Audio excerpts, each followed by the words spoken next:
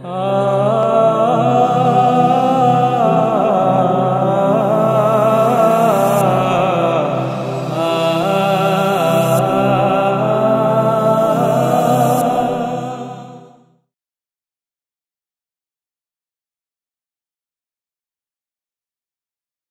بالله من الشيطان الرجيم بسم الله الرحمن الرحيم الحمد لله رب العالمين والصلاة والسلام على رسوله الكريم الحمد لله رب العالمين أعوذ بالله من الشيطان الرجيم يا أيها الذين آمنوا كتب عليكم الصيام كما كتب على الذين من قبلكم لعلكم تتقون.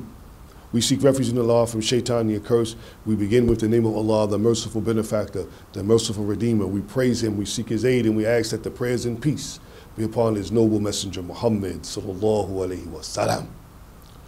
Allah calls our attention in the Quran and he says, O you who believe, fasting is prescribed for you the same way it was prescribed for those who came before you, so that you may develop self-restraint, so that you can acquire taqwa.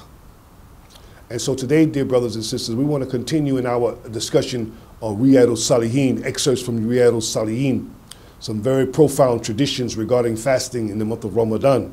And we want to share those traditions with you, and may it be of some source for you, some help. So before we get started, we want to remind that the behavior of the fasting of our behavior is very important. And so now that we said that, dear brothers and sisters, and reminded in regards to that, let's look at another tradition of the Prophet ﷺ. And this tradition comes to us on the authority of Abu Hurairah as well. And the Prophet ﷺ said, "Man lam yad'a qawlun zuril wal amal bihi falaysa Allah haja fi an yada'a ta'amahu wa sharabah." This is important that we understand this, dear brothers and sisters. And he says that he who does not, he who does not abandon ill speech, abandons lying and illicit behavior, then Allah subhanahu wa ta'ala has no need that that person abandons their food and drink when they're fasting. Again, he who does not abandon ill speech, lying, arguing, bickering, and all of those things, Allah has no need that that person who cannot draw away from those things abandon their food and their drink. What is it saying to us, dear brothers and sisters? It's saying that Allah subhanahu wa ta'ala is saying that the fast is about more than abandoning food and drink. The fasting cannot be where I do everything else as long as I don't eat and drink. Who told you that, dear brothers and sisters? That I can argue and fight and do all of that type of stuff, cause mischief all day during Ramadan, and it's because I didn't eat or drink, I consider myself safe, or that my fast is accepted.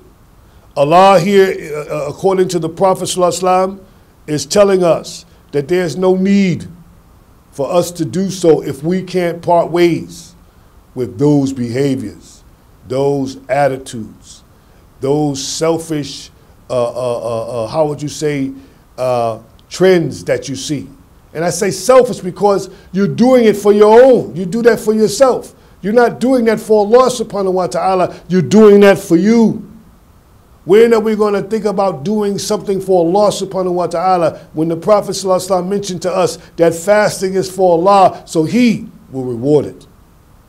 So Allah's Messenger ﷺ is sharing with us some very pertinent information, that if a person can't abandon this or that during the fasting hours and afterwards, Allah has no need that that person abandons their food and drink. What kind of religion would tell us that otherwise, dear brothers and sisters?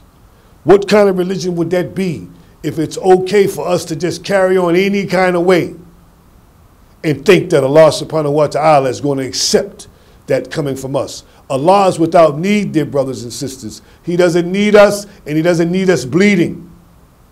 He's without need. And he is telling us that he is not asking us to be perfect. He's saying strive as though you're in a race toward all that which is good. Be mindful of the behavioral component of fasting, dear brothers and sisters. May Allah help us. To that we say Ameen. Assalamu alaikum rahmatullahi wa barakatuh. Ramadan Mubarak. Ramadan Kareem.